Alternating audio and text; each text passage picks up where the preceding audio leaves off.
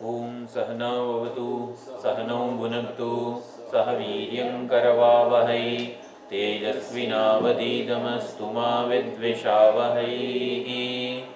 ओम शांति शांति शांतिः। हरि ओम श्री गुरुभ्यो नमः। हरि ओम। वंदे देवमुमापतिं सुरगुरुं वंदे जगत्कारणं वंदे पन्नगभूषणं मृगधरं वंदे पशूनां पतिं वंदे सूर्यशशाङ्कवह्निनयनं वंदे मुकुन्दप्रियं वंदे भक्तजनाश्रयं च वरदं वंदे शिवं शङ्करं वंदे शिवं शङ्करम्।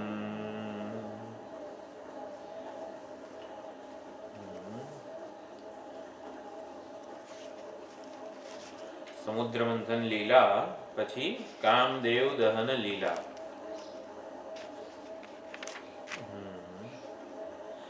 અતિ સાત્વિક બ્રહ્માજી અને વિષ્ણુજી જે છે એમની સામે ભગવાને જ્યોતિર્લિંગ સ્વરૂપે પ્રગટ થઈને લીલા કરી। રાવણ અતિ તામસ હતો તો રાવણના બે શ્લોક આવ્યા। સામાન્ય તમસ ધરાવનાર બાણાસુર એની સામે અને સામાન્ય સત્વ અને સામાન્ય તમસ ધરાવનારા દેવો અને અસુરો વચ્ચે સમુદ્ર મંથન લીલા કરી, વિષપાન લીલા કરી। એટલે અત્યંત સાત્વિક બ્રહ્માજી વિષ્ણુજી, અત્યંત તમસ રાવણજી, અરે રાવણ, પછી સમુદ્ર મંથન એટલે સામાન્ય સત્વ સામાન્ય તમસ, અને રાક્ષસ હોય રાક્ષસ પ્રકૃતિ એટલે ઘોર તમસ એવું કહેવામાં આવે છે। તમસ ગુણ અત્યંત પ્રભાવિત હોય આખું વ્યક્તિત્વ। એટલે કામદેવ દહન લીલા છે એ પ્રતિપવર્તી, પ્રતિપવર્તી એટલે ઈશ્વરની આજ્ઞાની વિરુદ્ધ વર્તન કરનારા જે છે એમના માટે ઈશ્વરનું દંડદાતા રૂપ, દંડદાતા રૂપે વર્ણન કરવામાં આવે છે। કામદેવનું આવી રીતે સામર્થ્ય અહીંયા બતાવવામાં આવેલું છે। એકવાર શ્લોક આપણે બોલી જોઈએ।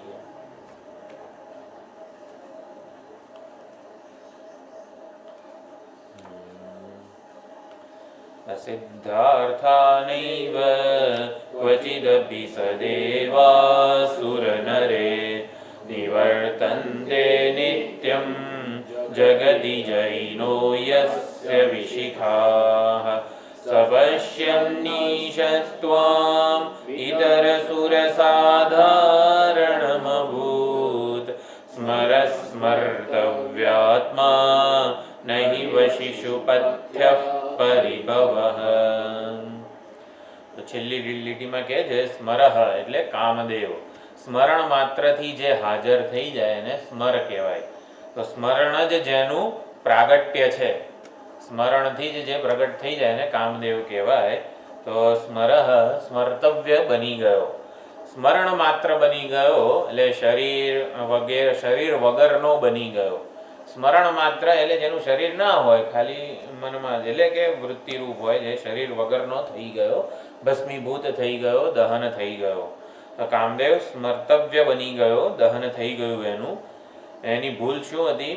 નહીં વશિષુ પથ્ય પરિભવઃ। તો વશિષુ પરિભવઃ નહીં પથ્ય, એ પચી શકે નહીં કોઈને। વશી એટલે જે આત્મ સ્વરૂપ આત્મજ્ઞાની છે, વશી છે, સંન્યાસી છે, મુનિ છે, એવા જ્ઞાનનિષ્ઠ યતિ નો પરિભવ એને સામાન્ય ગણવા, એમની સામે આપણું પોતાનું બળ વગેરે આજમાવવું એ પથ્ય નથી। એટલે કે એનાથી અધપતન જે થાય, પોતાનું જ નુકસાન થાય છે।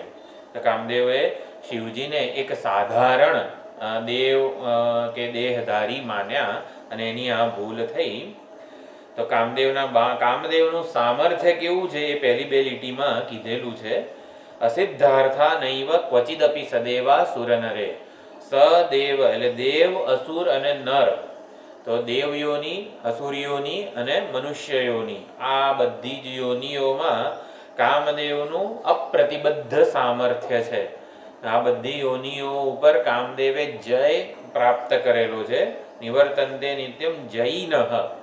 જયિનઃ એટલે છઠ્ઠી વિભક્તિ છે. જયી એટલે કામદેવને જયી કહેવામાં આવેલો છે. વિજય પામવાના સ્વભાવ વાળો છે. કોઈ દિવસે હારતો નથી. એના સામર્થ્યને કોઈ પડકારી પણ શકે નહીં. એનું સામર્થ્ય સમગ્ર દેવ, અસુર અને નર મનુષ્યમાં ફેલાયેલું છે. એટલે જય પામવાના સ્વભાવ વાળો થઈ ગયો છે.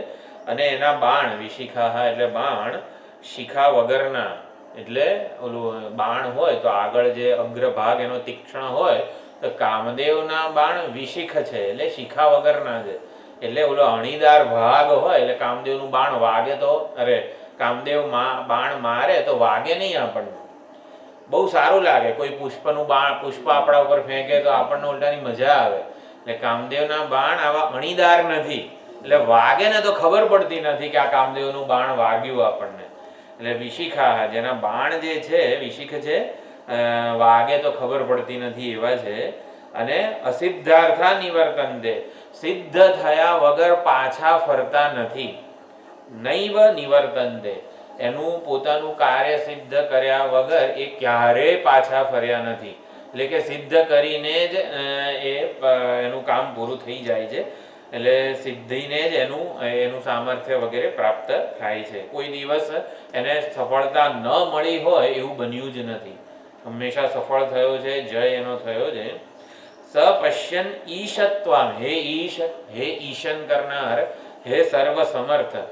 ઈશ હંમેશા ઈશા નામનું જ નામ છે શિવજીનું. નિવૃત્તે સર્વ દુઃખાનામ ઈશાનઃ પ્રભુ અવ્યય. મંડુકે કારિકા છે એમાં ગૌડપાદાચાર્યજી આવી રીતે તુરીય પરમાત્મા શિવજીનું જ નામ છે, શિવજીનું સ્વરૂપ છે. નિવૃત્તે સર્વ દુઃખાનામ ઈશાનઃ, સર્વ દુઃખોની નિવૃત્તિમાં તુરીય પરમાત્મા શિવજી ઈશાન છે, સર્વ સમર્થ છે, સર્વતંત્ર સ્વતંત્ર છે. પ્રભુ અવ્યય, જે અવ્યય છે પ્રભુ છે. નિવૃત્તે સર્વ દુઃખાનામ ઈશાન પ્રભુરવ્યય. અદ્વૈત સર્વભાવાનામ દેવસ્તુર્યો વિભુસ્મૃત. સર્વ ભાવોમાં એ અદ્વૈત સ્વરૂપ છે તુરીય પરમાત્મા.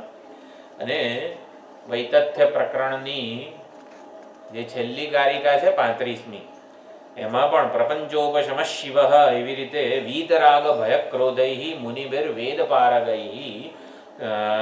મુનિઓએ વેદને પાર પામનારા જે પંડિતો વિદ્વાનો છે એમને એ બધાએ વીતરાગ ભય ક્રોધૈ, જે વીતરાગ અને ભયથી ક્રોધથી મુક્ત થયા છે એવા વિદ્વાનો વડે આ જે તુરીય પરમાત્મા છે એ સર્વ સમર્થ ઈશાન તરીકે સ્મૃત પ્રપંચોપશમ શિવ એવી રીતે સ્મરણ કરાયેલા છે.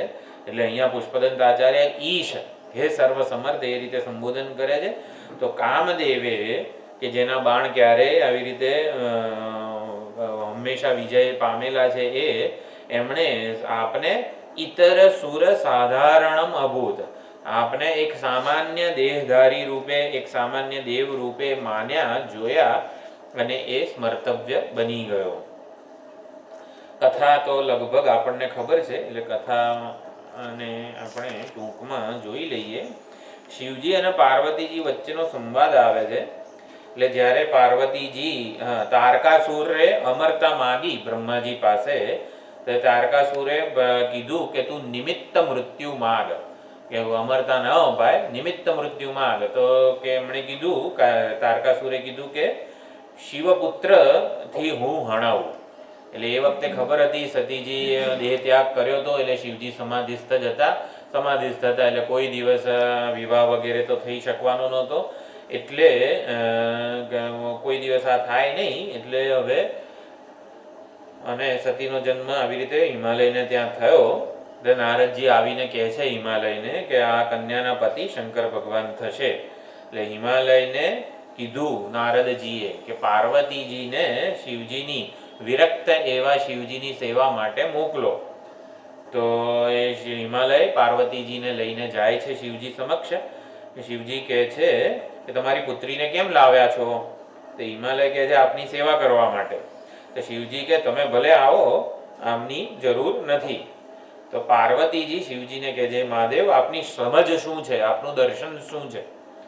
તો શિવજી કહે છે એક અદ્વિતીય બ્રહ્મ છે, તુરીય પરમાત્મા જે છે, બીજું કંઈ જ નથી. તો પાર્વતીજી પૂછે છે શું તમે માયાને સ્વીકારતા નથી? તો શિવજી કે માયા બ્રહ્મમાં અનિર્વચનીય છે. એટલે સન્નાપ્ય સંન્યાપ ઉભયાત્મિકાનો, ભિન્નાપ્ય ભિન્નાપ ઉભયાત્મિકાનો, એમ. એટલે બ્રહ્મમાં અનિર્વચનીય છે અને બ્રહ્મ અદ્વિતીય છે. બ્રહ્મ અદ્વિતીય છે, માયા અનિર્વચનીય છે. આવું એમણે પોતાની સમજ કીધી. પાર્વતીજી કહે છે તો માયાને સ્વીકારતા નથી તો સ્ત્રીથી કેમ ડરો છો તમે? અનિર્વચનીય કહે મારાથી ડરો છો અને માયાને આવી રીતે અનિર્વચનીય સ્વીકારો છો, તો સ્ત્રીમાં શું આત્મા નથી? એવી રીતે પાર્વતીજી પૂછે છે. ત્યારે સ્ત્રી પુરુષનો ભેદ તમારા જેવા સમદર્શીમાં ન હોવો જોઈએ એવું પાર્વતીજી શિવજીને કહે છે. શિવજી કહે છે તમારું કલ્યાણ થાવ, તમે સેવા કરવા માટે રોકાઈ શકો છો. પાર્વતીજી ઘણી સેવા વગેરે કરે છે. અને આ બાજુ ઇન્દ્ર જે છે, આનું કાર્તિકેયથી મૃત્યુ થવાનું હતું તારકાસુરનું. એટલે ઇન્દ્રએ કામદેવને કીધું કે તું કંઈક આવી રીતે આ પાર્વતીજી સેવા કરી રહ્યા છે, તું શિવજીને પાર્વતીજીમાં મોહિત કર. આ પ્રમાણે ઇન્દ્રએ કામદેવને સાધ્યો. કામદેવે અભિમાનથી કહ્યું કે મેં તો ઇન્દ્રને અહલ્યામાં, નારાયણને તુલસીમાં, બ્રહ્માજીને એમની પુત્રી સંધ્યામાં, ઉષામાં ભ્રાંત કરેલા છે, મોહિત કરેલા છે, તો મારા માટે આ શિવજી વળી શું મોટી વિસાદ છે? એટલે અભિમાનપૂર્વક કામદેવે આવી રીતે કહ્યું. અને બીજા એટલે શિવજીને આવી રીતે સામાન્ય માન્યા. વસંત એવા પોતાના મિત્રની સહાય લીધી. વસંત પંચમી અથવા તો વસંતનો જ્યારે કાળ હોય ત્યારે આખી પ્રકૃતિ જે છે એની શોભા બહુ જ સુંદર હોય છે, બધા પુષ્પો વગેરે ખીલે. એટલે જે ભજન છે, પ્રભુ પરખ્યા હૃદય જેણે ફરે ભમતો જગેશાને પીધું આ કંઠમૃત તે, એમાં ખુશામત માળીની કદી ન કરે વસંત વનમાળી. એટલે વસંત હોય ને ત્યારે પુષ્પો માળીની ખુશામત નથી કરતા, હે માળી અમારું રક્ષણ કર, અમને પાણી આપ, અમને ખાતર આપ. પુષ્પો વસંત વનમાળીની ખુશામત, વસંત હોય ત્યારે પુષ્પો માળીની ખુશામત નથી કરતા. એટલે વસંતને સાધ્યો કામદેવે અને આવી રીતે બધું વાતાવરણ સર્જે છે. અને 5 બાણ કામદેવ શિવજી ઉપર અનુસંધાન કરે છે. શિવજીને ઉપર અનુસંધાન કરે. કામદેવના 5 બાણ છે, 5 પ્રકારનું કામદેવનું સામર્થ્ય છે. કામદેવ સ્વચ્છંદી થઈ ગયો હતો, એટલે એના ઉપર કોઈનું નિયંત્રણ નહોતું. એટલે કામનો સ્વૈર વિહાર, ઈચ્છે ત્યારે ગમે ત્યાં, એને કોઈ સંકોચ નહીં, શરમ નહીં, અને એનું સામર્થ્ય અને વ્યાપકતા એની અપ્રતિબદ્ધ થઈ ગઈ હતી. એટલે અભિમાની થઈ ગયો હતો, સર્વને અધર્મમાં પણ પ્રેરવા લાગ્યો. જ્યારે પોતાનું અભિમાન વધી જાય, ઘમંડ વધી જાય, હું બધાનું શાસન વગેરે કરું છું વગેરે થાય, ત્યારે અધર્મમાં પ્રેરવા લાગ્યો. કોઈ વિવેક ના રહ્યો એને ધર્મનો અધર્મનો. એટલે કામદેવના જે 5 પ્રકારના બાણ છે, બાણના નામ લગભગ આમાં લખેલા છે. અરવિંદ, અશોક, આમ્ર, નવમલિકા અને નીલોત્પલ. આ 5 બાણ છે, સર્વત્ર સફળ થનારા છે. અને એનાથી 5 પ્રકારનું કાર્ય જન્મે છે. ઉન્માદન, તાપન, સ્તંભન વગેરે. એટલે કામદેવ વાયુની જેમ સૂકવી નાખે ઘણાને અગ્નિની જેમ બાળે, ઘણાને રંજાડે, ઘણાને તપાવે, શોષી લે, અને પછી ઘણાને પાણીની જેમ પલાળે, રડાવે અને સ્તબ્ધ કરી દે, પૃથ્વી જેવો યાંત્રિક કરી દે, સ્તબ્ધ કરી દે. તો અકળ છે આ કામ, જેને કળી શકાય નહીં એવો કામ થઈ ગયો હતો, સ્વચ્છંદી થઈ ગયો હતો. કામમાં બળ હોવું જરૂરી છે. અજ્ઞાનીને આળસ અને પ્રમાદમાંથી આવી રીતે કોઈ તામસી વ્યક્તિ હોય, આળસ પ્રમાદ દૂર કરવા હોય તો એમાં ઈચ્છા કે કામ જન્માવવો જરૂરી છે, જેથી એ વૈદિક કર્મો કરતો થાય. એટલે કંઈક કર્મો કરે તો એ કામના પૂર્વક કરે અને પછી એને ફળ પ્રાપ્ત થાય. ને આ રીતે આળસ પ્રમાદથી છોડવા માટે, પ્રવૃત્તિમાં જોતરવા માટે વૈદિક કર્મોમાં લોકોની પ્રવૃત્તિ થાય કે જેથી કલ્યાણ થાય. વૈદિક કર્મો જ નહીં કરે કોઈ પોતાના કર્તવ્યો નિત્ય નૈમિત્તિક કે વગેરે, તો એનું કલ્યાણ નહીં થાય. માટે કામ જરૂરી છે કે આ વૈદિક કર્મ કરીશ તો આ ફળ મળશે. એટલે એમ કરીને કામદેવને બળ બ્રહ્માજીએ આપ્યું હતું કે જેથી લોકો વૈદિક કર્મ કરે. પરંતુ કામે ધર્મનું અનુસરણ કરવાનું. પોતાની ઉત્પત્તિ શા માટે થઈ હતી કે સકામ પ્રવૃત્તિ અથવા તો વૈદિક સકામ પ્રવૃત્તિમાં લોકોને જોતરવા માટે. એટલે પોતાનું પ્રયોજન કામદેવ ભૂલી ગયો અને પછી એટલે ભગવાને વિભૂતિમાં પણ કીધું ને, બલમ બલવતામ ચાહમ કામ રાગ વિવર્જિતમ ધર્મ વિરુદ્ધો ભૂતેષુ કામોસ્મી ભરતર્ષભ. એટલે ધર્મથી અવિરુદ્ધ કામ હું છું. એટલે કે ધર્મને અનુસરનારો કામ હું છું. એ ભગવાનની વિભૂતિ છે. કામદેવ ભગવાનની જ વિભૂતિ છે, પણ કયો કામ? ધર્મથી અવિરુદ્ધ અથવા તો ધર્મને અનુસરનારી જે ઈચ્છાઓ છે, બીજાને મદદ કરવાની ઈચ્છા, સમષ્ટિનું કલ્યાણ થવાની ઈચ્છા, સત્સંગની ઈચ્છાથી માંડીને કંઈ પણ બધી ઈચ્છાઓ છે એ બધી ધર્મથી અવિરુદ્ધ છે. આપણામાં આવી ઈચ્છા રૂપે ભગવાન જ પ્રગટ થયેલા છે.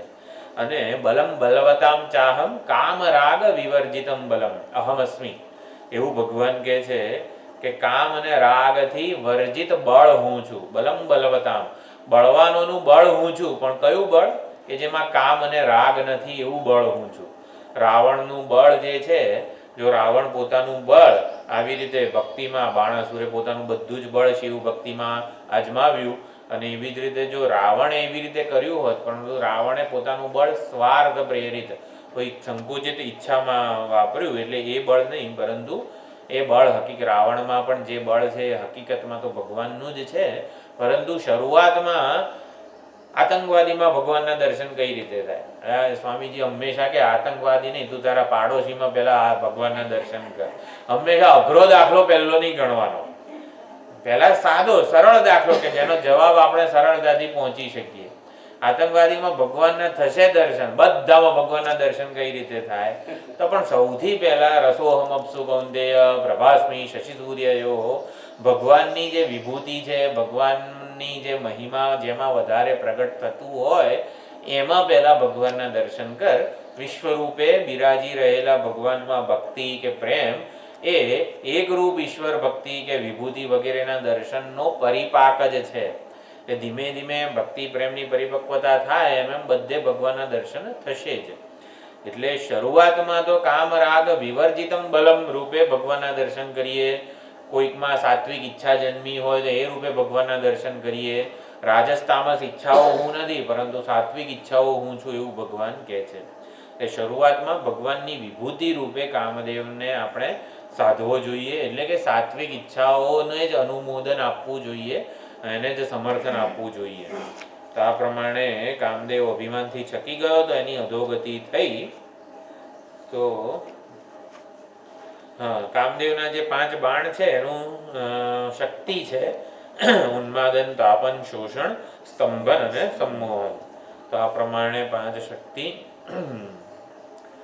સર્વભૂતોના અંતરાત્મા રૂપે બિરાજમાન બ્રહ્મને વશી કહેવામાં આવે છે. એકો વશી સર્વભૂતાંતરાત્મા, કઠોપનિષદ કહે છે. વશીની વ્યાખ્યા સ્વામીજીને બહુ ગમે છે આ શ્લોક. એકો વશી સર્વભૂતાંતરાત્મા એકમ રૂપમ બહુધાય કરોતિ તમાત્મસ્થમ યેનુ પશ્યંતિ ધીરાહ તેષામ ગતિ શાશ્વતી નેતરેષામ.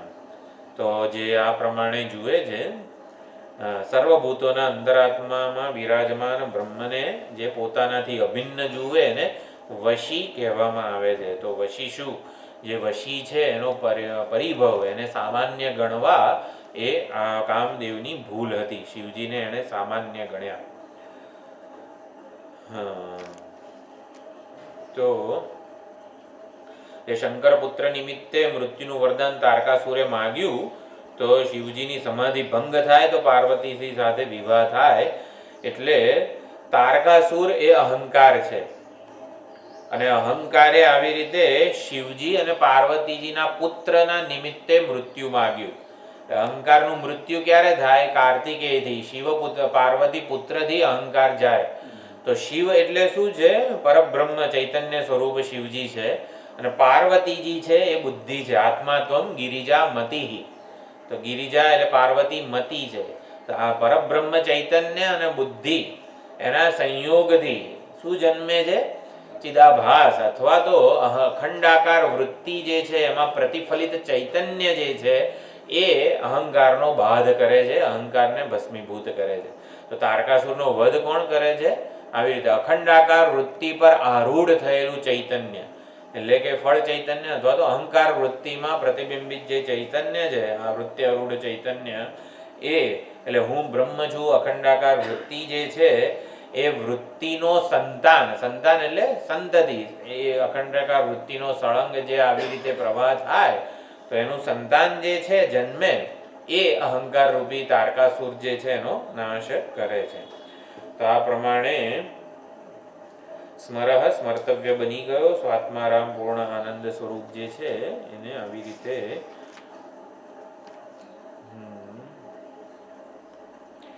હા એટલે કામદેવ કોને કીધો છે એ બહુ સુંદર લખ્યું છે આમાં. કામદેવનો સ્વૈર વિહાર એટલે પુત્રૈષણા, વિત્તૈષણા અને લોકેષણા 3 એષણાઓ કીધી છે જે એ કામદેવનો સ્વૈર વિહાર છે. બધા પ્રકારની જે ઈચ્છા છે ને એ આવી રીતે કામદેવ છે.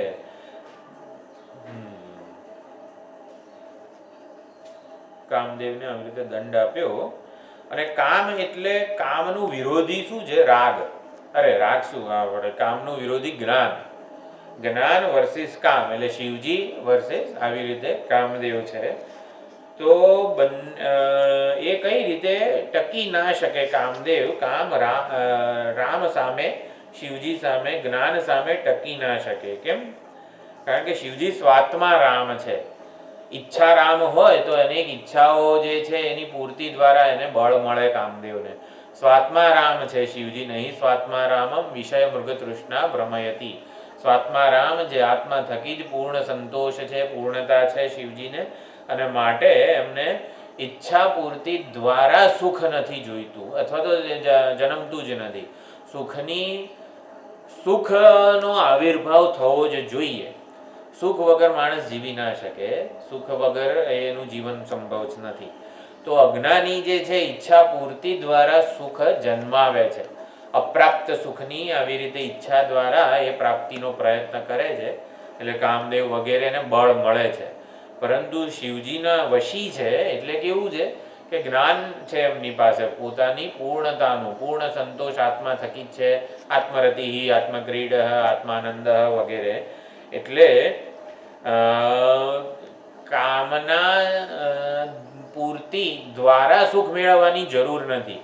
સુખ નિત્ય નિરંતર હૃદયમાં આવિર્ભૂત થતું હોય, વર્તમાન હોય, તો સુખને અપ્રાપ્ત માનીએ અને પછી એની પ્રાપ્તિનો પ્રયત્ન કરીએ એવી કોઈ જરૂર નથી. એટલે જ્ઞાન હોય જ્યાં સુખ સ્વરૂપનું, ત્યાં સુખ પ્રાપ્તિની કોઈ કામના નથી, સંકલ્પ નથી, ઈચ્છા નથી, પ્રયત્ન નથી. આમ શિવજી જ્ઞાનનિષ્ઠ છે, બધું જ એમના વશમાં છે, વશી છે, સર્વભૂતોના અંતરાત્મા રૂપે રહેલા છે. એટલે સામાન્ય મનુષ્યએ કામદેવનો સ્વૈર વિહાર, સ્વચ્છંદી બહિર્મુખ જે રાખે છે કામદેવ, એને આવી રીતે વશમાં લાવવો હોય તો સૌથી પહેલા સમજવું જોઈએ કે મને સુખ જોઈએ છે. એટલે સુખ માટે મને રાગ છે, પ્રેમ છે. એટલે સૌથી પહેલા કામદેવને જાણવો જોઈએ કે સુખની ઈચ્છા જન્મે છે કેમ. સુખની ઈચ્છા જન્મે છે કારણ કે સુખ મારું પોતાનું સ્વરૂપ છે, સ્વભાવ છે, તો જ મને સુખી થવાની ઈચ્છા જન્મે. હવે સુખ સ્વભાવ હોય તો મારાથી અભિન્ન હોવું જોઈએ, મારાથી દૂર કે અન્યત્ર ન હોવું જોઈએ. એટલે સુખ પ્રાપ્તિના પ્રયત્નો છે ને એ મને સુખનો હંમેશા માગણ, સાધક કે ઈચ્છુક રાખનારા છે. એટલે સુખ પ્રાપ્તિનો પ્રયત્ન પહેલા છોડું. એટલે કામદેવ એટલે કે બહિર્મુખ બનીને સુખ પ્રાપ્તિનો પ્રયત્ન એ પહેલા છોડું. એટલે એ છોડીએ ને એટલે કર્મો છોડીએ, સુખ પ્રાપ્તિના કર્મો, સકામ કર્મો છોડીએ, ઇન્દ્રને ગમે નહીં. એટલે ઇન્દ્ર હંમેશા કામદેવને સાધીને બધાને કર્મોમાં જોતરે. એટલે ઇન્દ્રને ટેક્સ ના મળે કર્મો છોડી દઈએ તો, એટલા માટે પછી ઇન્દ્ર કામદેવની મદદ લે અને એને બધાને કર્મોમાં જોતરે. પરંતુ આવી રીતે સકામ પ્રવૃત્તિ જે છે એ બને એટલી ઓછી થઈ જાય ધીમે ધીમે, એટલે બહિર્મુખતા જતી રહે વગેરે એના દ્વારા. કારણ કે સુખ પ્રાપ્તિના પ્રયત્નોમાં સુખની ભૂખ સંતોષવાના બદલે વધતી જ જવાની છે. એટલે વધ્યા કરે અને હારેલું કામદેવ બમણા વેગથી જાણે કે સુખની શોધ કરાવે. એટલે બને એટલી આપણે સમજાવટથી કાબુમાં લઈએ. જેમ કામદેવ કોની મદદ લે છે? વસંતની, ઇન્દ્ર કામદેવની, વસંતની, બધાની મદદ લે છે. એમ આપણે પણ કામથી મુક્ત થવા માટે કોઈકની મદદ લેવી પડે તો લેવાની. જેમ એનો સહાયક હોય તો રમણ મહર્ષિ જેમ કહે છે પ્રાણાયામ, મન અને પ્રાણ એક જ વૃક્ષની બે ડાળી સમાન છે. એટલે એક ઉપર કાબુ મેળવીએ તો આના ઉપર, મન ઉપર પણ ઈચ્છા પર કાબુ આપણે મેળવી શકીએ. તો પ્રાણાયામ એ ફર્સ્ટ એડ સમાન છે. આપણે રસ્તામાં ગયા હોઈએ અને કંઈક અકસ્માત થાય, પગ વળી જાય, આમ તેમ થાય, તો ફર્સ્ટ એડ બોક્સમાં કંઈક મલમ હોય, પટ્ટી હોય, પાટો હોય, તો એ આપણે પાટો વગેરે બાંધી દઈએ. પાટો બંધાઈ ગયો છે ને હવે આપણે ના જઈએ ડૉક્ટર પાસે, તો હોસ્પિટલમાં કે ડૉક્ટર પાસે ના જઈએ તો ચાલે? ફર્સ્ટ એડ મળી ગઈ છે તો હવે ચાલે ને? નહીં, ફર્સ્ટ એડ એ પ્રાથમિક સારવાર છે, પછી મુખ્ય સારવાર તો કરવાની બાકી છે. એટલે પ્રાણાયામ એ ફર્સ્ટ એડ છે. ફર્સ્ટ એડ છે એટલે તાત્કાલિક આપણને આવી રીતે જે કંઈ છે એમાંથી રિપેર કરી આપે કે રક્ષણ આપી દે. તો પ્રાણાયામ કરીને આપણું મન ચોક્કસ કાબુમાં આવે. તો મન ચોક્કસ કાબુમાં આવે પછી પ્રાણાયામ દ્વારા આપણે 15 મિનિટ 10 મિનિટ પ્રાણાયામ કર્યા હોય એટલે મન બહિર્મુખતા છોડી હોય, અંતર્મુખ થયું હોય, અને પછી પ્રાણાયામ કર્યા પછી સ્વામીજી હંમેશા પ્રાણાયામ વગેરે કર્યા પછી ધ્યાન કરાવે છે, ઈશ્વરનું ધ્યાન કરાવે છે. પ્રાણાયામ કર્યા પછી છાપું વાંચવાનું નહીં, ટીવી જોવાનું નહીં વગેરે. એટલે માંડ આપણે ફર્સ્ટ એડ આપી હોય પછી તરત દોડવા જતા રહીએ એવું નહીં કરવાનું. એટલે પ્રાણાયામ દ્વારા મનને કાબુમાં લીધું હોય પછી તરત મનને ઈશ્વરના વિચારોમાં, ઈશ્વરના ધ્યાનમાં કે આત્મવિચારમાં લગાડવું જોઈએ. એટલે કે જ્ઞાનમાં લગાડવું જોઈએ. એટલે પ્રાણાયામ રૂપી મિત્રનો સહારો લીધો હોય કામદેવને જીતવા માટે, પછી એ તરત આવી રીતે જ્ઞાનમાં, આત્મવિચાર વગેરેમાં જોડીએ તો પછી કામદેવ નિર્બળ બને અને કામથી આપણને છુટકારો મળે. એટલે આવી રીતે બનશે. એટલે શિવજીને સ્વરૂપ નિષ્ઠાથી વિચલિત ન કરી શક્યા.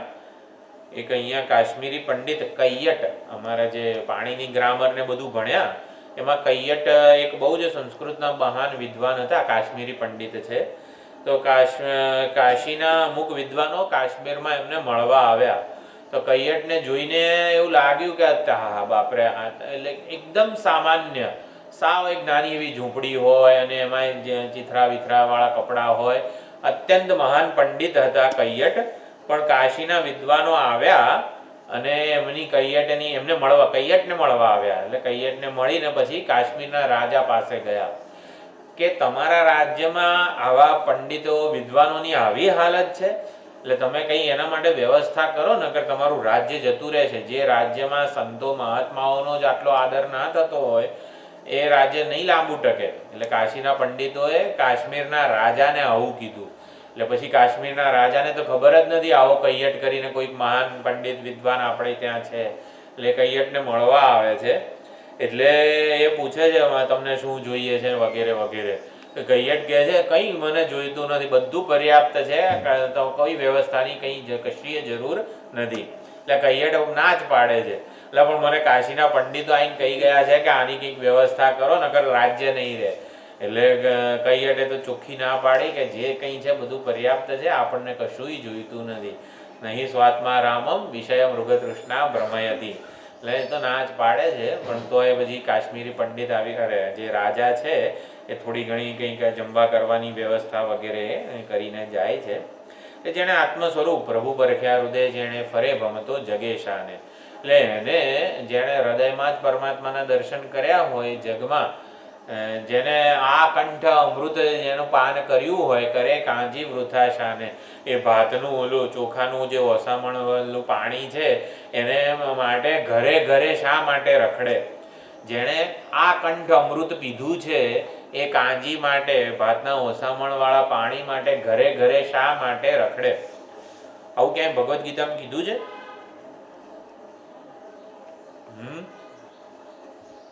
આવું ક્યાંય ભગવદ્ ગીતામાં? આમ થોડુંક નજીકમાં જ આવી ગયું છે, 5-6 ક્લાસ પહેલા જ આવી ગયું છે. સ્વામીજીએ ભગવદ્ ગીતા લે છે જે હા કયો શ્લોક હતો એ? એવું ના ચાલે, 10 વાર લખવો પડશે. કેવું હસો છો? યાવાન અર્ધ ઉદપાને સર્વતઃ સંપ્લુતોદકે તાવાન સર્વેષુ વેદેષુ બ્રાહ્મણસ્ય વિજાનતઃ. અજ્ઞાનીનો સુખ પ્રાપ્તિનો પ્રયત્ન કેવો છે? ઉનાળામાં નદી સુકાઈ ગઈ હોય તો એક નાનો એવો ખાડો ખોદે અને થોડુંક પાણી નીકળે, એમાંથી એની માંડ તરસ છીપાય. અજ્ઞાની એક ખાડો થોડોક અહીં કરે, બીજો ખાડો ત્યાં કરે, ત્રીજો ખાડો ત્યાં કરે, એમ કરીને એક ખાડામાંથી થોડું પાણી પીએ, બીજા ખાડામાંથી થોડુંક આમ મોઢું ધુએ, ત્રીજા ખાડામાં જઈને થોડુંક આમ તેમ નાવાનું પાણી ભેગું કરે. ખાડાઓ ખોદવામાં એનો આખી જીવન જતું રહે છે. ત્યારે જ્ઞાની કેવું સુખ પ્રાપ્ત કરે છે? સર્વતઃ સંપ્લુતોદક સ્થાનીય સુખ પ્રાપ્ત કરે છે. જ્યારે ચોમાસામાં નદી બંને કાંઠે વહેતી હોય ત્યારે એ એક ખાડામાંથી જે સુખ કે પ્રયોજન સિદ્ધ થતું હતું એ બધા જ પ્રયોજનો સિદ્ધ થઈ જાય. બંને કાંઠે ભરપૂર નદી વહેતી હોય ત્યારે, અથવા તો સર્વતઃ સંપ્લુતોદક સ્થાનીય જે સમુદ્ર છે એને મીઠા પાણીનો સમુદ્ર પ્રાપ્ત થઈ જાય છે જ્ઞાનીને, એ પછી એક નાના નાના ખાડા ખોદવાનો શું પ્રયત્ન કરે? એટલે બધા પ્રયોજનો એને સિદ્ધ થઈ ગયા છે. સર્વતઃ સંપ્લુતોદક સ્થાનીય. પછી બીજા અધ્યાયમાં આવું કંઈ આવ્યું છે? કોઈ સ્થિત પ્રજ્ઞાના લક્ષણોમાં કોઈ એકાદો શ્લોક આવ્યો છે આવો?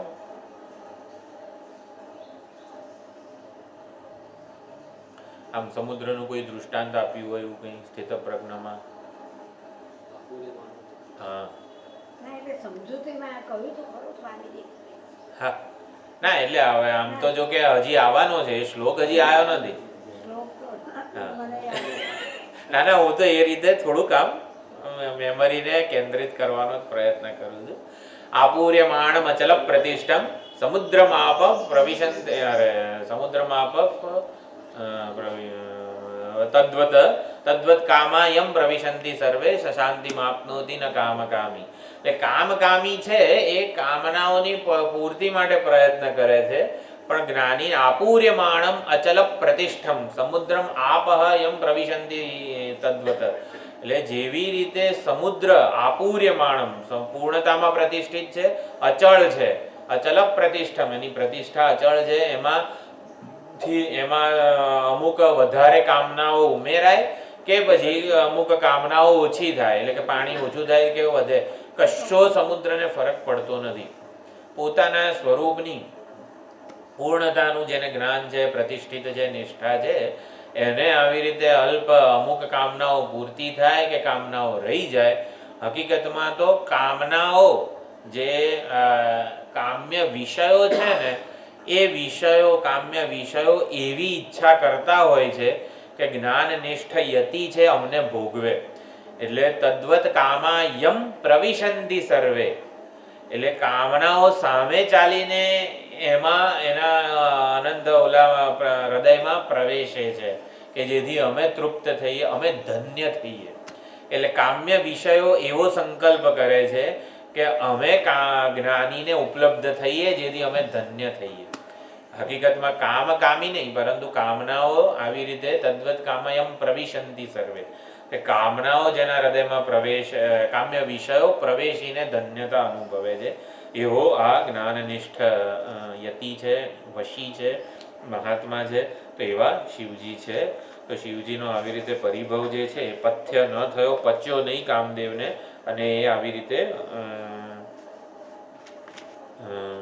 સ્મર્તવ્ય કે ભસ્મીભૂત થઈ ગયો. તો જ્ઞાનાગ્નિમાં બરોબર આવી રીતે ભસ્મ થયો. હા, એટલે આપણે કામદેવને વશમાં લાવવા માટે શું પ્રાણાયામ વગેરેની સહાય લઈએ, અને પછી પ્રાણાયામથી મનનું વિષય ભ્રમણ અટકે. તો મનનું વિષય ભ્રમણ કે બહિર્મુક્તા અટકી જાય, એને ફર્સ્ટ એડ કહેવાય છે.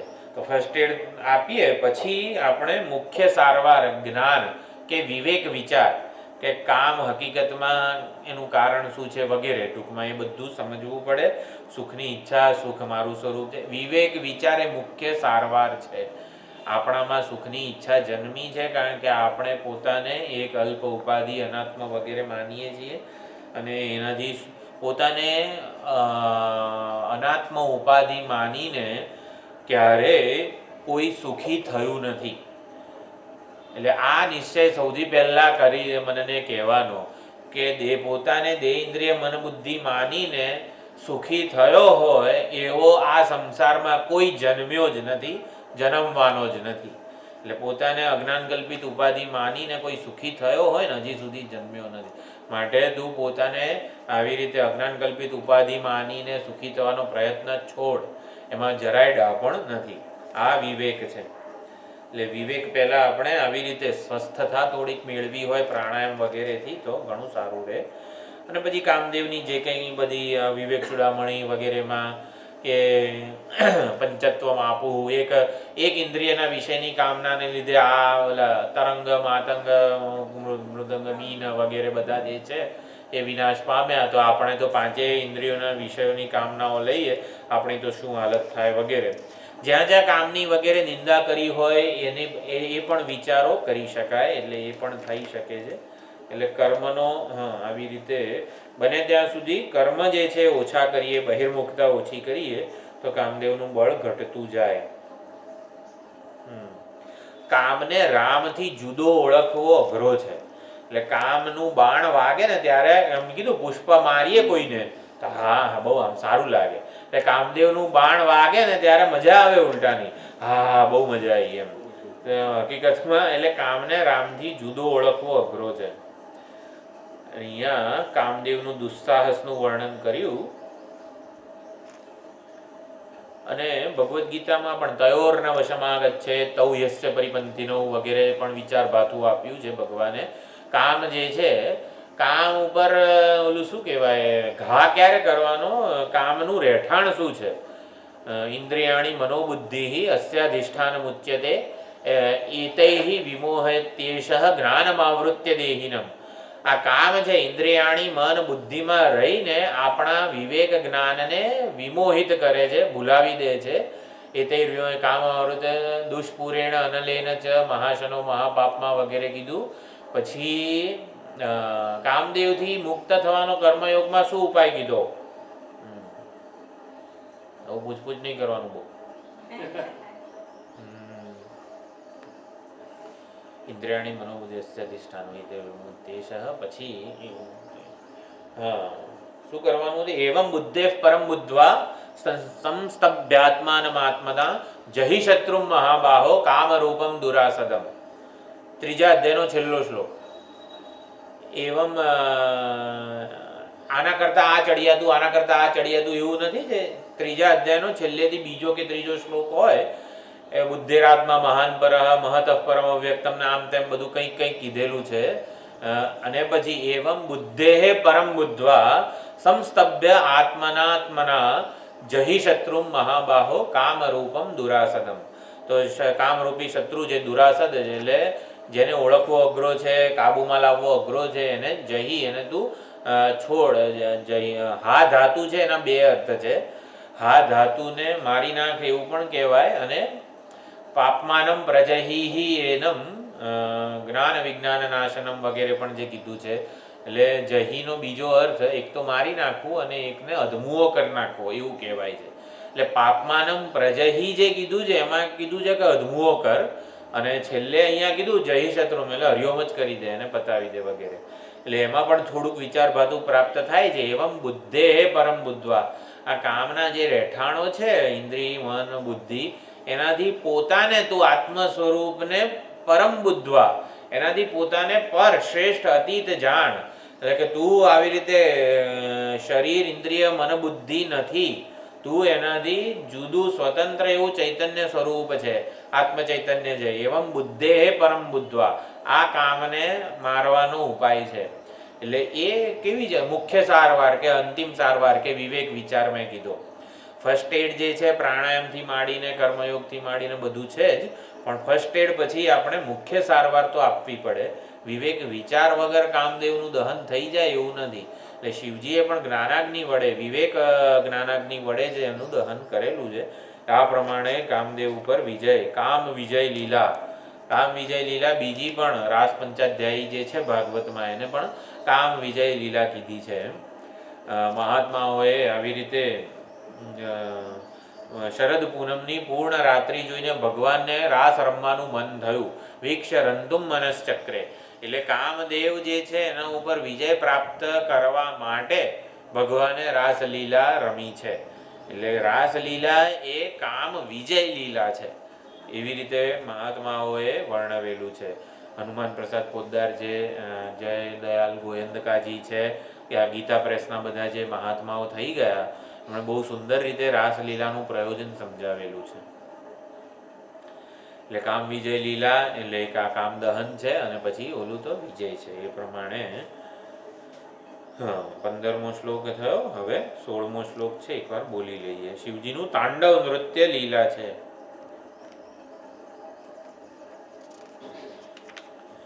મહીપાદાઘાતાદ વ્રજતિ સહસા સંશયપદમ પદમ વિષ્ણોર્બ્રાહ્મ્યત ભુજપરિગરુગ્ણગ્રહગણમ મુહુર્દ્યૌર્દૌ સ્થૈયાત્યનિવૃતજટાતાડિતતટા જગદ્રક્ષાयै ત્વં નટસી નनु વામૈવ વિભૂતા. તો ભગવાનના તાંડવ નૃત્યનું રહસ્ય વગેરે અહીં પ્રગટ કરે છે. તાંડવ નૃત્યને માણવાની જે રીત છે એ પણ અહીં પુષ્પદંત સમજાવે છે. જગદ્રક્ષાयै, તાંડવ નૃત્ય અત્યંત બિહામણું અથવા તો ડરી જવાય એવું લાગે કે આનાથી તો જગતનો સંહાર, અકાળે નાશ થઈ જશે. ભગવાન જે રીતે તાંડવ કરે છે, બધા પગ પછાડે છે ને હાથ આમ તેમ ફંગોળે છે, જટાના આખી જટા ખુલી જાય ને બધું જેમ તેમ થઈ જાય, સ્વર્ગ પાતાળ બધું, તો આવું લાગે કે જગતનો તો હમણાં કોળિયો થઈ જશે, નાશ થઈ જશે. પરંતુ તાંડવ નૃત્ય વડે ભગવાન જગતની રક્ષા કરી રહ્યા છે. જગત રક્ષા માટે ત્વમ નટસી, હે ભગવાન તમે તાંડવ નૃત્ય કરો છો. નનુ, ખરેખર વામા એવ તવ વિભૂતા, ભગવાન તમારી વિભૂતા, તમારું ઐશ્વર્ય, તમારી કૃપા કરવાની રીત, વામા એટલે કે અકળ છે. આપ તાંડવ નૃત્ય દ્વારા કૃપા કરી રહ્યા છો એ સમજવું થોડું અઘરું છે. ભક્તો જ આપની કૃપા કરવાની રીતને જાણી શકે છે, માણી શકે છે. તો કેવું તાંડવ નૃત્ય કરે છે? તો તાંડવ નૃત્ય વખતે મહી પાદાઘાતાદ વ્રજતિ સહસા સંશયપદમ, ભગવાનના ચરણ આવી રીતે તાંડવ નૃત્ય વખતે તાંડવની જે આમ થપાટો લાગે તો એનાથી પૃથ્વી સહસા સંશયપદમ, પૃથ્વી જાણે કે ચીરાઈ જશે, ફાટી જશે. પૃથ્વીને સંશય થશે કે આ ભગવાન તાંડવ માટે ઊભા થયા છે, મારી શું સ્થિતિ થશે, હું આવી રીતે ફાટી જઈશ, ચીરાઈ જઈશ. સહસા સંશયપદમ, એને સંશય જન્મે છે. પછી તો ચાલો આ પૃથ્વી તો હમણાં ધરતીકંપ થશે ને આમ તેમ થશે, બધું સલામત નથી. તો આપણને એમ થાય કે થોડુંક અંતરિક્ષમાં વિમાનમાં જતા રહીએ. કંઈક આવી રીતે પૃથ્વીમાં ધરતીકંપ થાય ક્યાં જવાનું? તો કે વિમાનમાં બેસી જવાનું. એટલે વિમાનમાં, અંતરિક્ષમાં આપણે સુરક્ષિત રહી શકીશું. તો કે અંતરિક્ષ, એમ અંતરિક્ષની શું હાલત થાય છે તાંડવ નૃત્યથી? પદમ વિષ્ણુ, વિષ્ણુનું પદ એટલે કે ચરણ એટલે કે અંતરિક્ષ, અંતરિક્ષ લોકને વિષ્ણુનું પદ કીધેલું છે. તો એ બ્રાહ્મ્યદ ભુજ પરિગ રુગ્ણ ગ્રહગણમ, ભુજ, તાંડવ નૃત્ય વખતે આમ ભગવાન જાણે કે આમ આવી હાથ જોડીને નથી બેસતા. ભગવાન ગમે તેમ હાથ જે છે એ ફેલાવે છે. તો એનાથી વિષ્ણુનું પદ એવું અંતરિક્ષ જે છે એ ગમે ત્યાં આવી રીતે ફંગોળાઈ જાય છે. અને પછી ચાલો અંતરિક્ષમાં નથી તો ચાલો આપણે કંઈક કર્મો ઉપાસનાઓ કરીને સ્વર્ગમાં જતા રહીએ. સ્વર્ગમાં તો તાંડવથી બચી જઈશું ને? તો કે ના ના, મુહુહુ દેવહુ, દેવહુ એટલે સ્વર્ગ, મુહુહુ વારંવાર દૌસ્થ્યમ યાતિ, અત્યંત દરિદ્રતાને પ્રાપ્ત થઈ જાય છે, આમ એકદમ ગરીબડું થઈ જાય છે સ્વર્ગ. કઈ રીતે? જટા તાડી તતટા, એટલે જટાઓ જ્યારે ખુલી જાય ભગવાનની તાંડવ નૃત્ય વખતે, ત્યારે જટાઓ આખા આવી રીતે સ્વર્ગલોક સુધી પહોંચી જાય છે અને સ્વર્ગને ફંગોળે છે. તો ભગવાન આવું ભયંકર તાંડવ નૃત્ય કરે છે. અને પછી પુષ્પદંતને શું લાગે છે? જગદ રક્ષાયૈ ત્વમ નટસી. ભગવાન તમે તો છે ને જગતની રક્ષા કરવા માટે આ તાંડવ નૃત્ય કરી રહ્યા છો. તો તાંડવ નૃત્યને જોવાની રીત અહીંયા પુષ્પદંત આચાર્ય શીખવે છે. મહાત્માઓએ બહુ સુંદર, શિવજી જેના ઈષ્ટ દેવતા હોય એવા બધા મહાત્માઓએ શિવજી જે કંઈ કરે ને એની વકીલાત કરે. એટલે શિવજી તાંડવ કરતા હોય એટલે આમ લાગે સામાન્ય કે આ તો હવે હરિઓમ થઈ જશે પૃથ્વી ને આખું બ્રહ્માંડ, પણ શિવજીની વકીલાત કરવા. વકીલાત કરવી એટલે આપણને જેના માટે પ્રેમ હોય ને એનું બધું સારું લાગે, એના પક્ષે આપણે બોલીએ, એના પક્ષે દલીલો કરીએ કે ના ના આવું તો એ આના માટે કરતો હતો, ના ના આવું તો એ ઓલું વિચારીને કરે છે વગેરે, એને વકીલાત કહેવાય. એટલે શિવજી જેના ઈષ્ટ દેવતા હોય એ લોકો બહુ સુંદર અર્થ પ્રગટ કરે. એ જ છે ને બધા મહાત્માઓના વિચારો આપણને મળે તો આનંદ એ જ આવે છે કે કેવો સુંદર ભાવ આ લોકોને આમના પોતાના ઈષ્ટ દેવતા માટે છે. કે તાંડવ નૃત્ય શું છે? તો શિવજીના મુખ્યત્વે બે સ્વરૂપ છે. આપણે જ્યારે ત્યાં આપણા પ્રોજેક્ટર ઉપર બતાવતા હતા ત્યારે શિવજીનું એક રૂપ છે સમાધિસ્થ, કૈલાસવાસી રૂપ જે છે એમાં સમાધિસ્થ મુદ્રામાં બેઠેલા છે, અને બીજું રૂપ છે તાંડવ, એટલે શિવજી તાંડવ નૃત્ય કરી રહ્યા છે. તો શિવજી સ્વરૂપે સમાધિસ્થ છે. સ્વરૂપે સમાધિ એમનું સાચું ઓળખ સમાધિસ્થ જ છે, આત્મા રામ છે. તો જે તાંડવ નૃત્ય કરી રહેલા જણાય છે ને એ ઔપાધિક છે. એટલે એવું જ કહી શકાય કે સૂર્ય જે છે એ તો પોતાના સ્વરૂપમાં પ્રતિષ્ઠિત છે. અનેક બધા કાચના ટુકડાઓ કે તે બધું જણાય, અનેક જળાશયોમાં એનું પ્રતિબિંબ જણાય, અનેક કાચના પરિવર્તન પામતી જે બધી સપાટીઓ હોય એમાં પણ સૂર્ય જણાય. તો એ સૂર્યનું તાંડવ કહેવાય. એટલે ઉપાધિઓમાં પ્રતીત થવું એ બધું તાંડવ છે. એટલે શિવજીનું તાંડવ નૃત્ય જ આ સમગ્ર સૃષ્ટિ છે. સમગ્ર જગત અને એનો વ્યવહાર જે થઈ રહ્યો છે એ શિવજીનું તાંડવ નૃત્ય છે. અર્ધનારી નટેશ્વરનું રૂપ પણ કહેવાય છે, પરા પ્રકૃતિ અને અપરા પ્રકૃતિ. તો પરા પ્રકૃતિ જે છે એ ચૈતન્ય સ્વરૂપ છે. એ અપરામાં આ અપરાનું જે તાંડવ કે વ્યવહાર કે ગતિશીલતા, કાર્યશીલતા છે આ સમગ્ર જગતમાં, એ આવી રીતે તાંડવ નૃત્ય જે છે એ આવી રીતે પરા એમાં ઉપલબ્ધ છે ચૈતન્ય સ્વરૂપે કે પ્રતિબિંબ સ્વરૂપે. એટલે જ અપરાનું તાંડવ નૃત્ય ચાલી રહ્યું છે. આ રીત પણ છે તાંડવ નૃત્યને જોવાની. અને શિવજી સમાધિસ્થ છે એટલે કે નિવૃત્તિ લક્ષણ વૈદિક ધર્મ કે જે જ્ઞાન નિષ્ઠા કે સંન્યાસ નિષ્ઠાનું વર્ણન છે એ એનું પ્રતિપાદન કરે છે. શિવજીનું આ સમાધિસ્થ રૂપ નિવૃત્તિ લક્ષણ વૈદિક ધર્મ કે આત્મજ્ઞાન નિષ્ઠા કે સંન્યાસ નિષ્ઠાનું પ્રતિપાદન કરે છે. અને શિવજીનું જે તાંડવ નૃત્ય વાળું રૂપ છે એ પ્રવૃત્તિ લક્ષણ વૈદિક ધર્મનું પ્રતિપાદન કરે છે કે જેમાં કર્તવ્ય કર્મો જે છે એ કર્તવ્ય કર્મો વડે સમગ્ર જગતનું ચક્ર ચાલી રહ્યું છે. દરેક જણ પોતાનું સમર્પણ કરે છે, પોતાની આહુતિ આપે છે, અને એવમ પ્રવર્તિતમ ચક્રમ. તો એ જગતનું જગતરૂપી ચક્ર પ્રવર્તિત છે એટલા માટે અવતાર રૂપે પણ કૃષ્ણ પરમાત્મા આવી રીતે બધું કામ કરી રહ્યા છે. તો તાંડવ નૃત્ય એટલે પ્રવૃત્તિ લક્ષણ વૈદિક ધર્મ. તો મહીપાદા ઘાતાદ વ્રજતી સહસા સંશય પદમ. તો શિવજી જગતની રક્ષા કઈ રીતે કરે છે?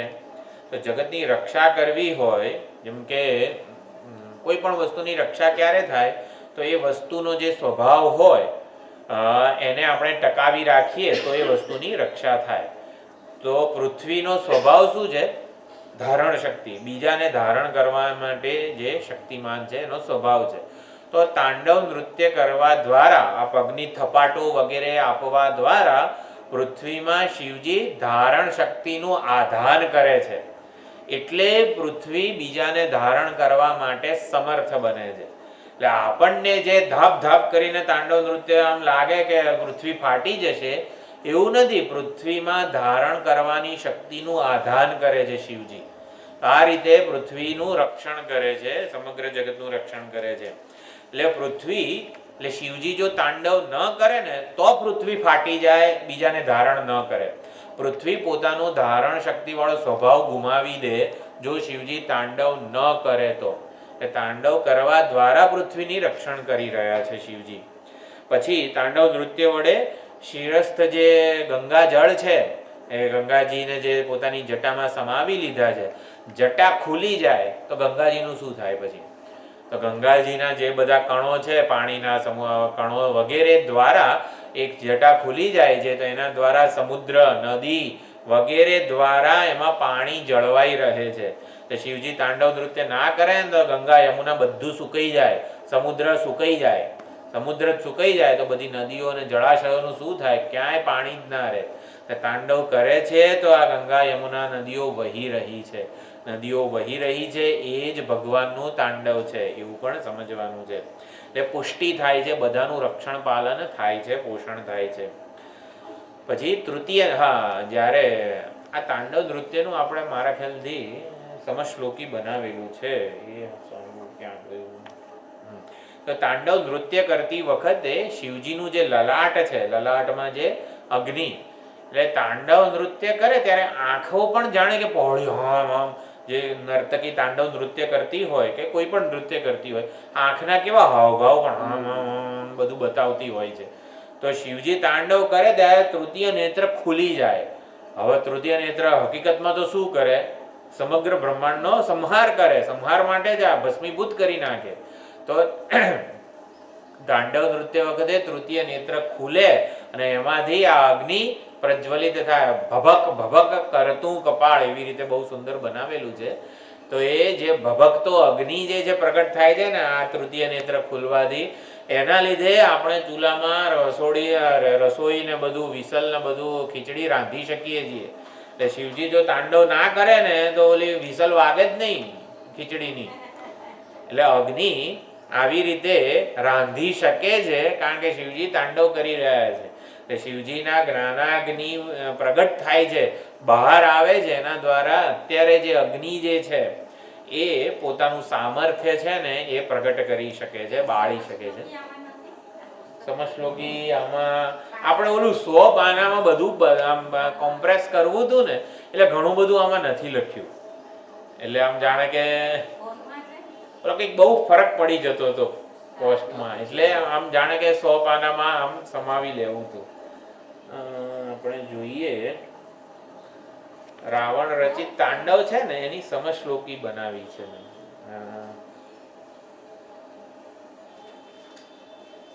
એને શું કહેવાય છે? તાંડવ સમશ્લોકી. નામ શું આપ્યું હતું ને મને યાદ નથી.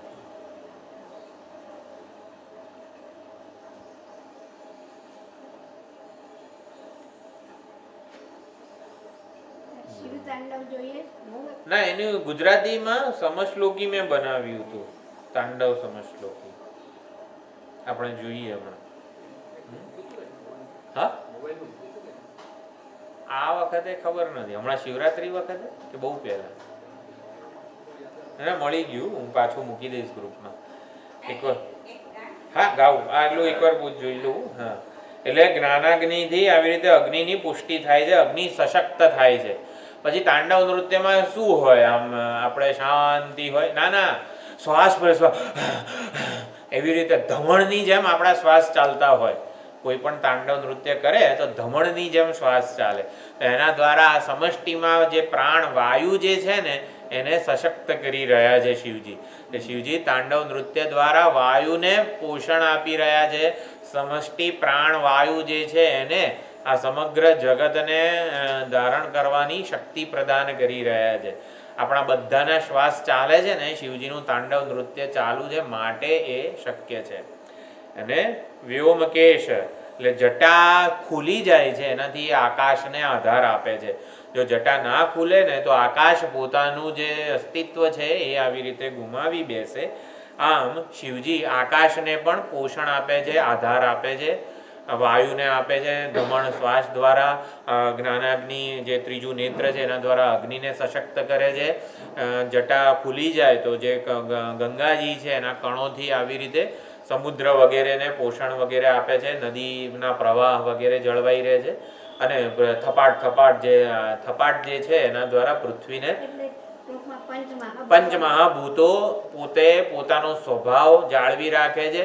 પોતે જગત ચક્રને ચલાવવામાં પોતાનું જે સમર્પણ છે એ આપી રહ્યા છે, આપી શકે છે, પોતાનું પ્રદાન કરી શકે છે. તો આ પ્રમાણે સમગ્ર સૃષ્ટિ તાંડવ નૃત્ય જ છે ભગવાનનું. ઇલેક્ટ્રોન, પ્રોટોન, ન્યુટ્રોન, અણુ, પરમાણુ વગેરેમાં પણ ઇલેક્ટ્રોન જે ભમી રહ્યો છે ને પ્રોટોનની આજુબાજુ, એ ભગવાનનું તાંડવ નૃત્ય જ છે. તાંડવ ન કરે ને તો ઇલેક્ટ્રોન સ્થિર થઈ જાય, પછી જગત જ ચાલે નહીં. એટલે સૂક્ષ્મ સ્તરે પણ મહાત્માઓએ આવી રીતે તાંડવ નૃત્યને સમજાવેલું છે. સમગ્ર ઋતુ ચક્ર, ગરમી, ઠંડી, વરસાદ બધું ચાલે છે, 6 ઋતુઓ વગેરે, એ પણ તાંડવ જ છે. એટલે ભગવાન તાંડવ ન કરે ને તો પ્રલય થાય. તાંડવ કરે ત્યાં સુધી જગતની સ્થિતિ જળવાઈ રહે. એટલે તાંડવ કરે ત્યાં સુધી સ્થિતિ હોય, તાંડવ બંધ કરે એટલે પ્રલય થાય, તાંડવનો સંકલ્પ કરે ને એટલે સૃષ્ટિ થાય. એટલે એ પ્રમાણે નવસર્જન થાય છે. બા જવાબ આપો. હા હા હા, હું કાગળિયું લેતો આવીશ અને અત્યારે ગાવું પણ છું. હા, ઝેરોક્સ કરીને આપું, લેતો આવીશ, કાલે જ લેતો આવીશ. હા, ભગવાન સમાધિસ્થ છે કે તાંડવ કરે છે, બેમાંથી સાચું શું? મૂળ તો સમાધિ જ ને. બસ સરખી રીતે સમજાવો, હજી સમજી નથી મમ્મી. જરાક આમ એકદમ સમજણ પડી જાય એવી રીતે કહો, દ્રષ્ટાંત સાથે સમજાવો કે શિવજી સમાધિસ્થ સાચા કે તાંડવ કરનારા સાચા. જો માઈક આપું તમને, બોલવું છે. સમાધિસ્થ જ એ સાચું સ્વરૂપ છે. એવું નહીં, સમજાવવું પડે. કેમ?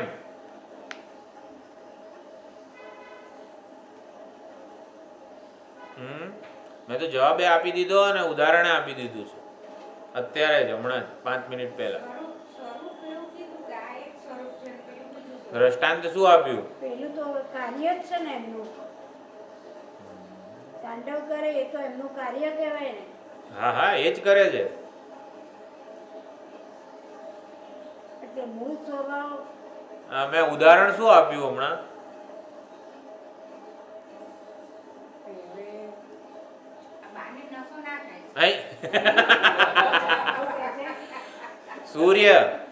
સૂર્યનું ઉદાહરણ આપ્યું ને. સૂર્ય ક્યાં છે? સૂર્યનું સાચું સ્વરૂપ ક્યાં છે? અરે પણ અહીં બધે દેખાય છે ને, નદીમાં ને જળાશયોમાં ને પ્રતિબિંબિત સપાટીઓમાં. તો એમાં નથી દેખાતો સૂર્ય? દેખાય. હા, સૂર્ય ક્યાં દેખાય છે? અરે પ્રતિબિંબ. સૂર્ય હંમેશા એના બિંબ સ્વરૂપે સમાધિસ્થ જ છે. એટલે કે શિવજી સમાધિસ્થ જ છે. તો કોને અહીંયા એક એક સપાટીમાં પ્રતિબિંબમાં આવી રીતે દેખાય? જે સૂર્યને ના જાણતો હોય એવા અજ્ઞાનીને જે સૂર્ય નાના નાના નાના નાના અનેક રૂપે દેખાય, કાચના ટુકડામાં, ના તે ટૂંકમાં બધી જ જગ્યાએ. તો જે દેખાય ને એ તાંડવ છે. અનેક અનેક જગ્યાએ જે દેખાય છે એ જ તાંડવ છે.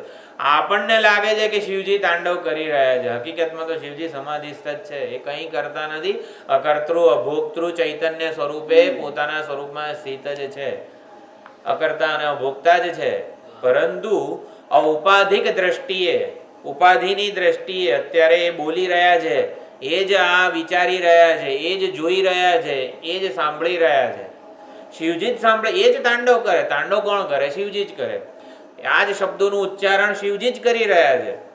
અકર્તા અને અભોક્તા સ્વરૂપે બની રહીને પોતાને વક્તા શ્રોતા મંદા વિજ્ઞાતા બતાવે છે.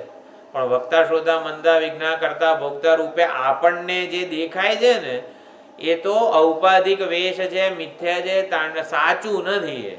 એ તાંડવ સાચું નથી, ઔપાધિક છે. એટલે કરતા ભોક્તા શ્રોતા મંદા વિજ્ઞાતા જ તાંડવ છે, પણ એ સાચું નથી. સાચું તો અકર્તૃ અભોક્તુ આત્મ સ્વરૂપ જ છે, જે કોઈ કર્મો કરતું નથી અને કર્મો તો એમાં અધ્યારોપિત જણાઈ રહ્યા છે. એટલે કર્મણ્ય કર્મય પશ્યેદ અકર્મણી ચ કર્મય. એ શિવજી સમાધિસ્થ જ છે. તાંડવ ઔપાધિક છે. ઔપાધિક એટલે ઉપાધિ તરફ દ્રષ્ટિ હોય તો તાંડવ જણાય. બાકી તાંડવ જણાય સ્વતંત્ર નથી. તાંડવ હકીકતે નથી, શિવજીના મૂળમાં નથી તાંડવ. એટલે આ રીતે. પરંતુ હવે આટલો આને તો જ્ઞાનની અંતિમ સ્થિતિ કહેવાય, પરંતુ આપણે શું કરવાનું છે? જે તાંડવ રૂપે દેખાય છે, જે કરતા ભોગતા શ્રોતા મનતા વિજ્ઞાતા રૂપે દેખાય છે ને, એ હકીકતમાં એ પરમાત્મા જ જે છે, જે સર્વના ભૂતોમાં અંતર્યામી રૂપે રહેલો છે, પ્રગટ થઈ રહ્યો છે, પ્રતિબિંબિત થઈ રહ્યો છે. એટલે કરતા ભોગતા ઇઝ નન અધર દેન શિવજી. એટલે એ પ્રમાણે તાંડવમાં આપણને તાંડવ દેખાવાનું જ છે વ્યવહારમાં છીએ ત્યાં સુધી, તો એ તાંડવ શિવજી કરે છે એવો ભાવ લાવવાનો છે. અને માટે વ્યવહારમાં જે પરિસ્થિતિ જે આપણી સમક્ષ ઊભી થાય એ રૂપે મારો વાલો, મારા ઈષ્ટ દેવતા, મારા શિવજી જ પ્રગટ થઈ રહ્યા છે. તાંડવ કરનારો તો શિવજી જ છે એવો ભાવ આપણે ધારણ કરવો જોઈએ. એટલે તાંડવ ના કરે તો પ્રલય થઈ જાય, તાંડવ કરે ત્યાં સુધી જ આ વ્યવહાર ચાલે. અને તાંડવનો સંકલ્પ કરે, ચલો હું તાંડવ કરું, એવી સૃષ્ટિનું સર્જન થઈ જાય. એ તાંડવ નૃત્ય ભગવાનની મહત્તા, સર્વવ્યાપકતા, જગદાકારતા, વિભૂતા વગેરે બધું છે. એટલે તાંડવ રૂપે શિવજી પ્રગટ થઈ રહ્યા છે, જેને કહેવાય ને કે આમ દર્શન આપી રહ્યા છે, વ્યવહારનો વિષય બની રહ્યા છે, અભિવ્યક્ત થયા છે, વ્યવહારનો વિષય બની રહ્યા છે, કે જેથી ભક્ત એને માણી શકે અને એના દ્વારા આવી રીતે એની શરણાગતિ સ્વીકારી શકે વગેરે. એના એ પ્રયોજન છે. જેમ કે કૃષ્ણ ભગવાનનું તાંડવ શું હતું?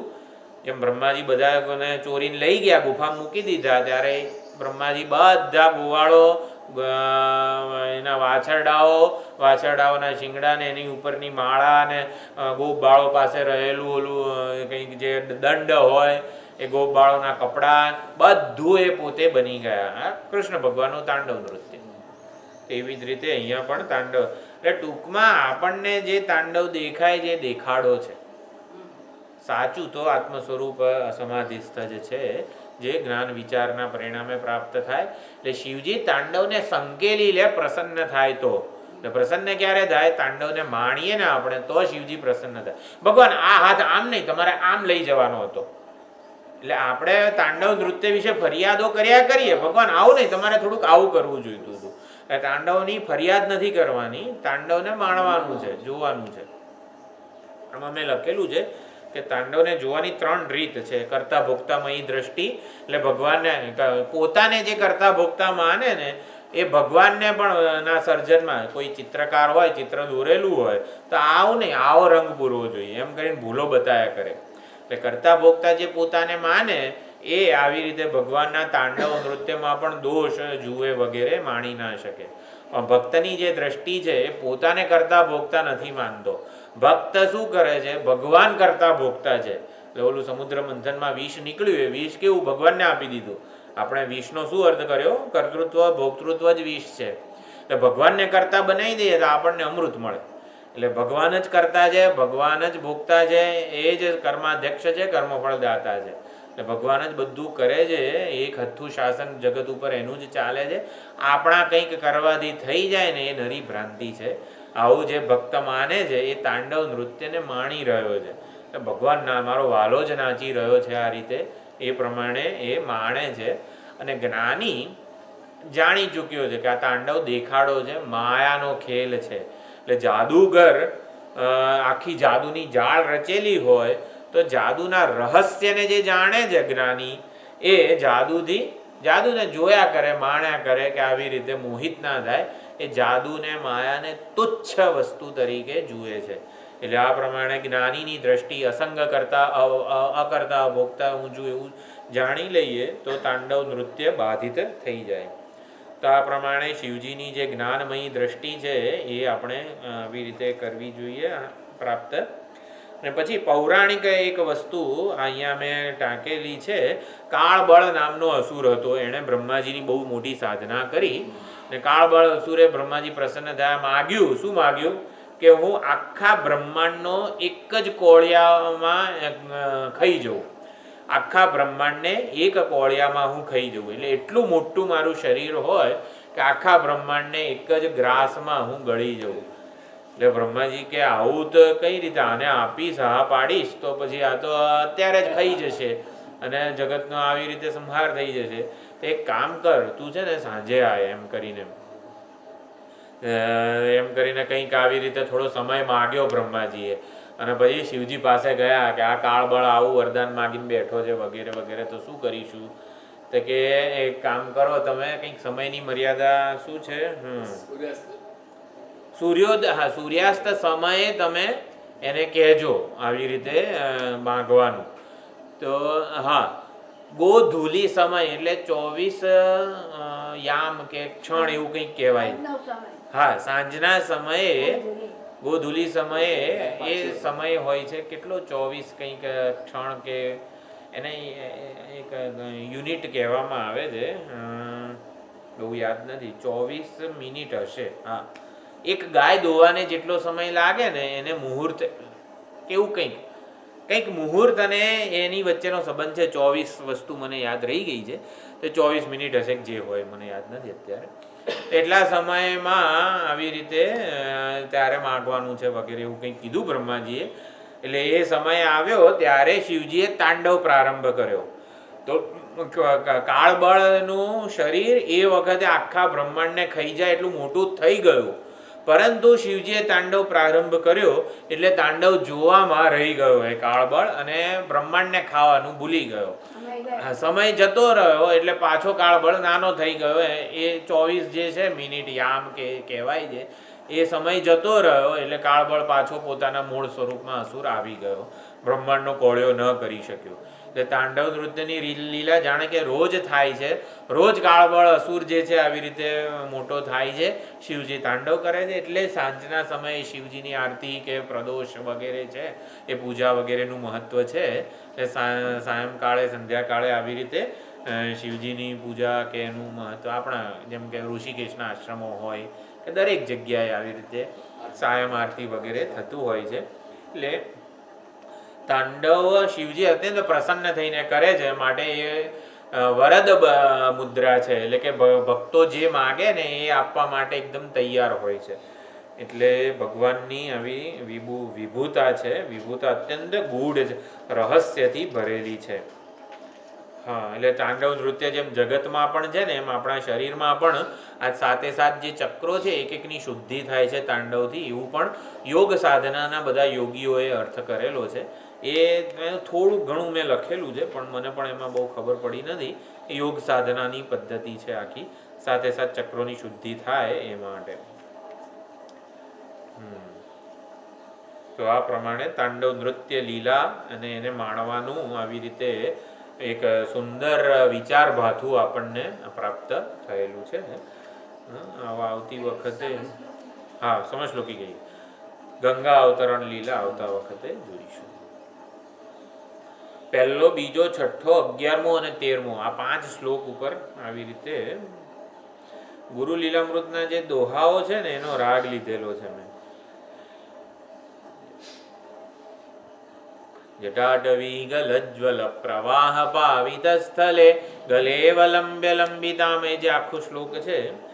જટારૂપી અરણ્યમાં વહેતા ગંગા નીર, પવિત્ર થયેલ કંઠસ્થાનમાં શોભે માળા સર્પ, ડમટ ડમટ ડમરૂના નાદે કરતા નૃત્ય, તાંડવ પ્રચંડ શોભે અતિ વિસ્તારો શુભ શિવ, તનોતુન શિવ શિવમ.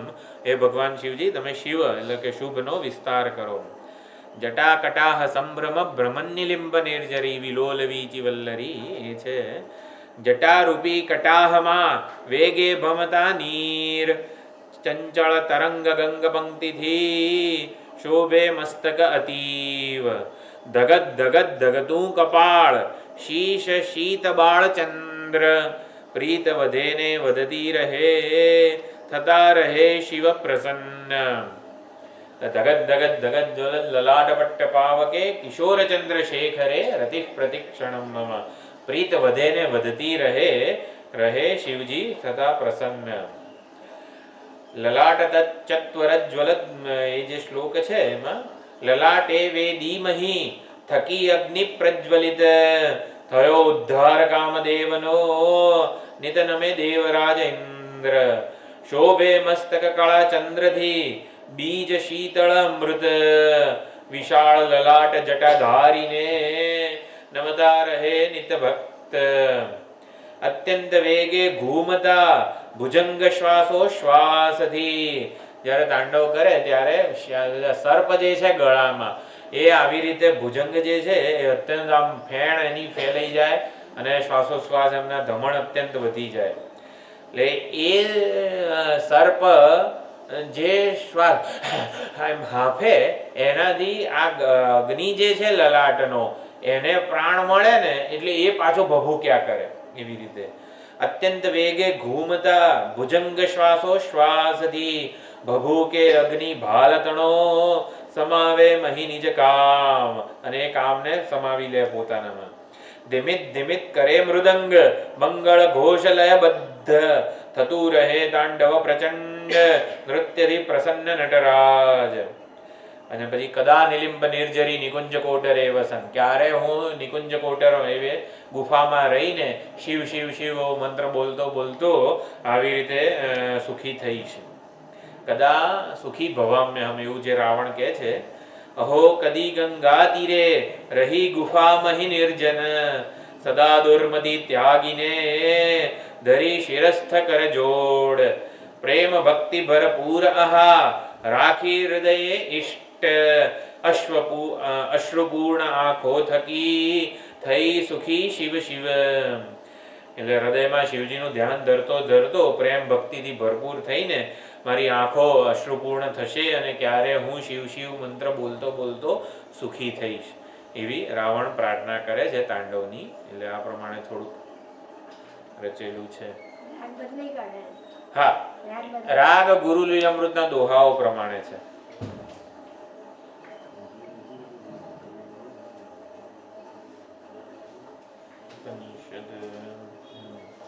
તો હવે ગંગા અવતરણ લીલા અને એ બધું છે આવતી વખતે જોઈશું ઓમ પૂર્ણમદ પૂર્ણમિદં પૂર્ણાત પૂર્ણમુદચ્યતે પૂર્ણસ્ય પૂર્ણમાદાય પૂર્ણમેવાવશિષ્યતે ઓમ શાંતિ શાંતિ શાંતિ હરિ ઓમ શ્રી ગુરુભ્યો નમઃ હરિ ઓમ